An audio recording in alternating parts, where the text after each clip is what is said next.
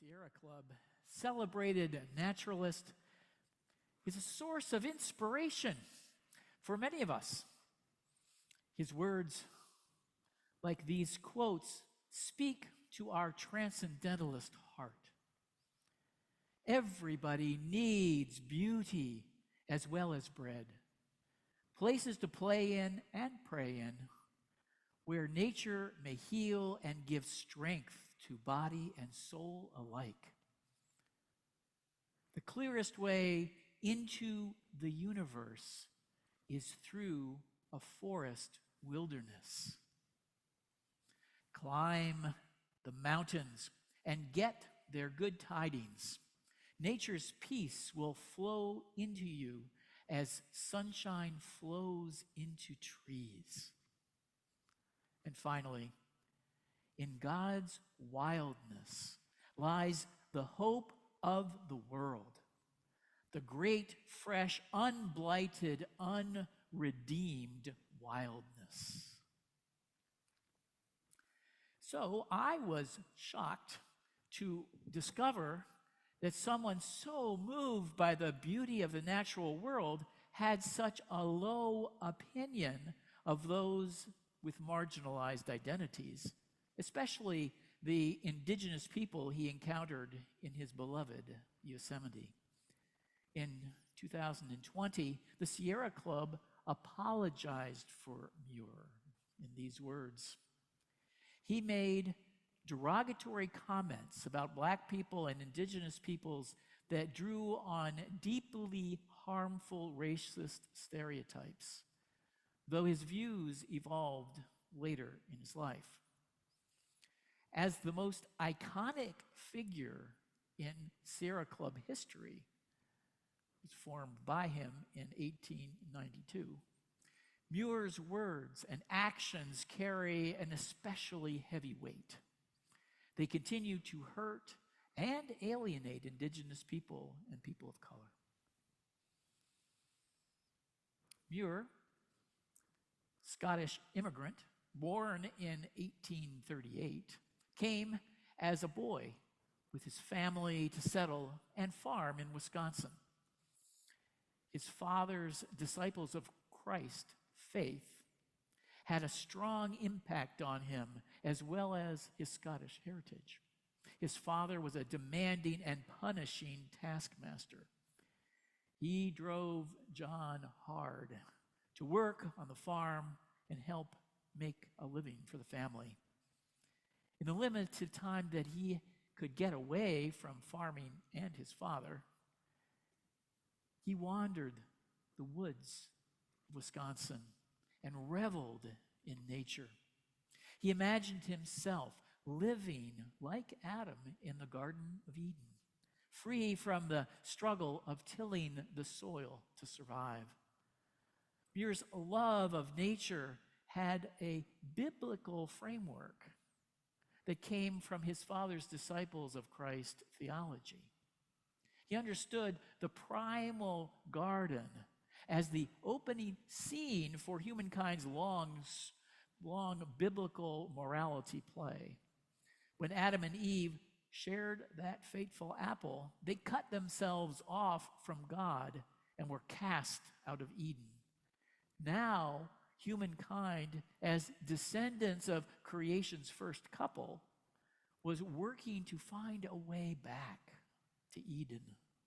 Muir's long walks contributed to his pilgrimage of return. Muir stoked his passion for the natural world reading Emerson and Thoreau.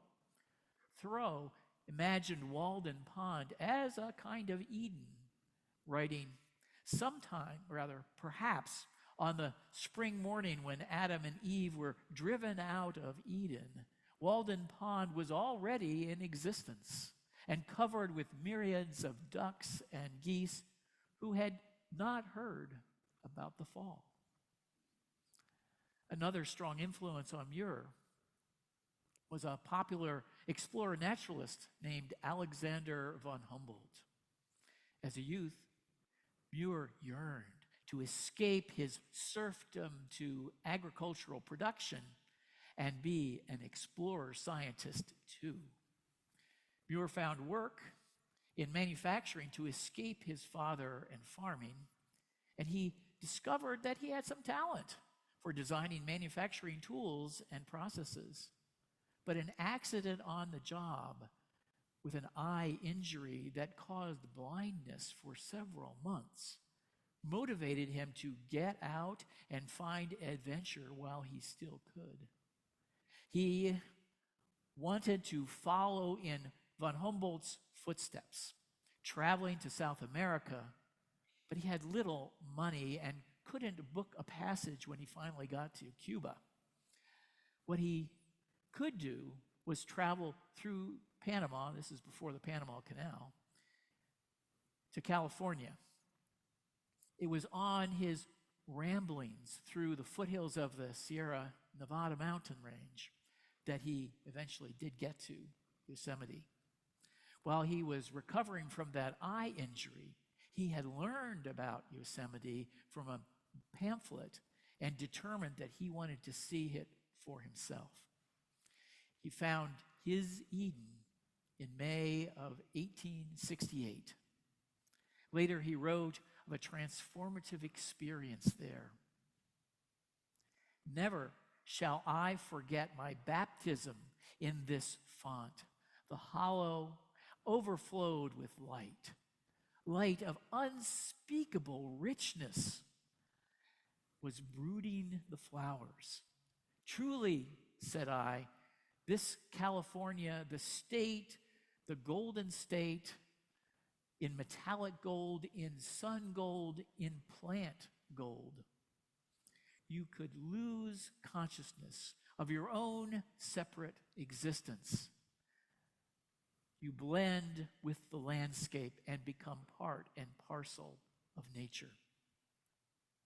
In words like these, Muir defined a way unfamiliar to Europeans to experience wild nature. Rather than wilderness being a dangerous threat to be tamed and domesticated for human use, wilderness became a place where the divine manifests itself, a holy sanctuary removed from despoiled humanity.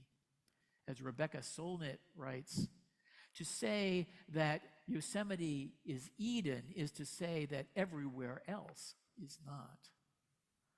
The problem for Muir with enjoying this transcendent experience in this mountainous paradise were those who were already there with him in Yosemite, the indigenous peoples.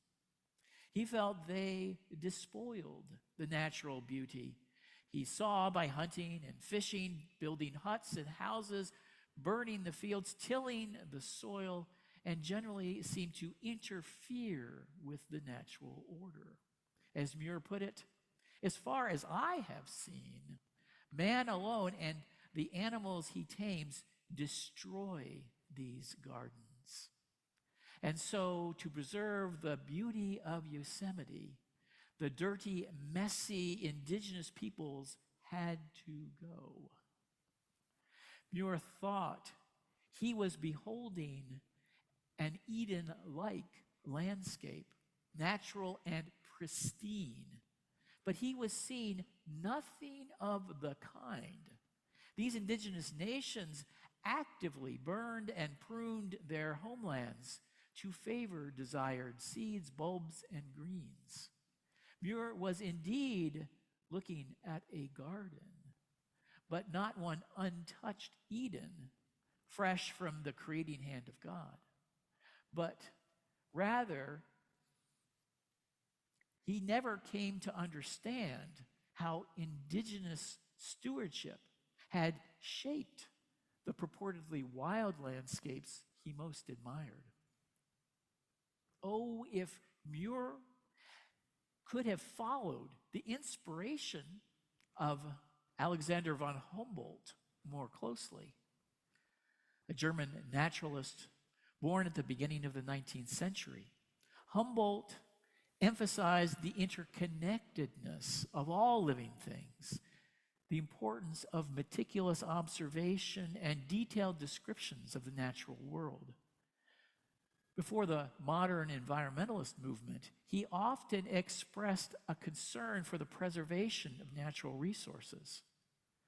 Humboldt's extensive travels in South and Latin America, as well as across Europe, exposed him to diverse cultures and peoples cultivating a broader understanding of human diversity. While in Latin America, he recorded the vocabulary of indigenous languages and studied the artifacts of Aztec and other civilizations. In Cuba, he wrote against slavery, seeking to demonstrate that slavery could not be justified even on economic grounds, writing, "Slavery is possibly the greatest evil ever to have afflicted humanity." The person of greater influence on Muir, unfortunately, was his fast friend, Joseph LeConte. He met LeConte in silence in the Yosemite High Country, finding a shared awe of the natural beauty that escaped words. Muir recalled the grand harmony they had experienced together that made answering music in their hearts. LeConte had come to be professor at the new University of California, with the first campus in Oakland and then moving to Berkeley. Born in 1823, he grew up on a plantation in Georgia with 200 slaves. LeConte studied medicine at Columbia, a degree he briefly used as he believed such a degree would make him a better scientist. He went to Harvard when Louis Agassiz was appointed there to teach geology and zoology. Agassiz mentored him very intensely, 8 to 10 hours a day, 7 days a week. One of the areas he instructed him in, unfortunately, was in white supremacy. Agassiz argued more and more forcefully that each human race, Caucasian, Arctic, Mongol, American Indian, Negro, Hottentot, Malay, and Australian, by his reckoning, resulted from a separate creation, and that each was a distinct, immutable species. Holding to any other position was, quote, contrary to all modern results of science. He was hardly alone at the time. George Martin was measuring the capacity of skulls to determine intelligence. J.C. Knott, Morton's student, furthered his work with a book titled Types of Mankind. Others joined to make a science of racism before the Civil War and before Darwin. Their pseudoscience became a justification for slavery. LeConte imbibed Agassiz's thinking uncritically and promoted it in California. LeConte blessed the Jim Crow oppression of post-Reconstruction South and California's effort to obliterate the indigenous peoples as both scientifically inevitable and conforming to God's will. To Muir, as to all LeConte's colleagues, family, and friends, the philosophical white supremacy he spelled out counted for nothing against him. They, too, went along with the program passed down from Morton through Agassiz and Knott to Kant, the idea that the blame for the American system of racial oppression rested with the oppressed. The once enslaved and ever insightful Frederick Douglass knew this playbook for what it was. He wrote, "Pride and selfishness combined with mental power never want for a theory to justify them.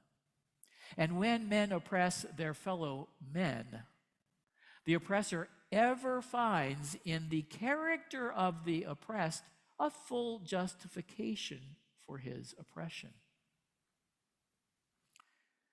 Much of what I'm sharing with you today comes from Robert Aquinas McNally's book, Cast Out of Eden. I heard him interviewed on one of my favorite podcasts, the Commonwealth Club, which is in San Francisco, California. And reading his book was a depressing and enraging look at the horrors of what has been done to the indigenous peoples of California. As one who appreciates, and I think many of us appreciate, science as a way to discern truth, reading about how it was used for purposes of oppression was, I think, a critically important cautionary tale. What I found inspirational in this interview, however, was the primary reason that I wanted to talk about John Muir and Yosemite this morning is what happened in 2022. In 2022, the National Park Service issued new policy guidance that encouraged the development of a partnership with tribes for the stewardship of national parkland and waters. Thank you, Joe Biden, for nominating a Native American to both the Park Service and to the Secretary of Interior. This policy aims to provide a stronger framework for park managers to support working relationships with tribes, to give tribal governments an equal voice in planning and management, benefit from traditional ecological knowledge in land management decisions, and to better interpret the history of parklands. The push for increased indigenous involvement in park stewardship aims to reconnect Native youth with ancestral lands and traditional practices, create employment and career opportunities for indigenous people, preserve and protect sacred sites and cultural resources, incorporate indigenous knowledge into conservation efforts, and finally, to educate the public about Native peoples and their connections to the land. Over 80 tribes are participating in these agreements. These agreements are far from perfect. Some believe lands should be fully returned to the tribes. There are challenges balancing different interests and philosophies of land use. Still, this is the direction toward reparations that can be mutually beneficial. What I appreciate about this recognition of the indigenous wisdom of caring for our national parks is that mutual benefit. It restores guidance for land conservation to the people who've been doing it for thousands of years. The respect for traditional practices that benefit visitors and those who have a traditional relationship with the land. And the land, too, may flourish under wiser care in interdependence with the advance of contemporary scientific understanding. May our wisdom grow about how to care for our common inheritance that includes rather than excludes and makes amends for the grievous harm done by Americans advancing their self-interests. As Constance Gordon Cummings knew with her painting, which is also on your order or service cover, indigenous people belong in the center of and to our system of national parks.